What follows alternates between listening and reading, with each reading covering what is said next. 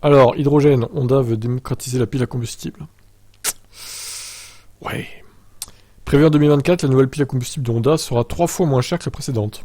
Donc une nouvelle pile à combustible qui sera prête en 2024, ils n'ont pas jeté l'éponge. Chez Honda, elle sera montée sur la nouvelle génération du CR-V, un véhicule existant, un changement de stratégie par rapport au Berlin Clarity.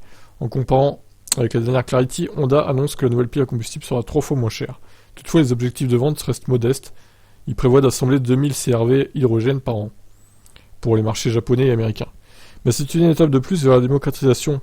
Honda annonce en effet lancer le chantier d'une autre génération de piles à combustible prévue pour la fin de la décennie, avec cette fois l'objectif de diviser encore par 2 les coûts par rapport à celle de 2024. En 2030, Honda compte produire 60 000 véhicules hydrogène par an. Vers 2035, la marque espère en vendre plusieurs centaines de milliers. Le constructeur compte proposer sa pile à combustible sur des poids lourds, mais aussi des engins de chantier et des petites centrales de production d'électricité. Honda est d'ailleurs conscient que le bilan carbone de l'hydrogène n'est pas souvent bon, car la production de ce carburant demande beaucoup d'électricité. Or, si celle-ci est produite en émettant beaucoup de CO2, ça n'a pas d'intérêt.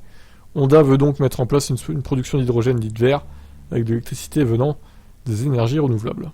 Ouais, après, bon voilà, encore une fois, les énergies produites par les énergies renouvelables, justement, que ce soit solaire ou éolien par exemple, elles peuvent aller directement dans des batteries de voitures électriques en fait, sans passer par la transformation, tout le processus de transformation de l'hydrogène, ce qui est du gaspillage, mais bon, après voilà. Effectivement, l'hydrogène pour les poids lourds, etc., pourquoi pas. Pour les voitures particulières, encore une fois, je suis pas pour.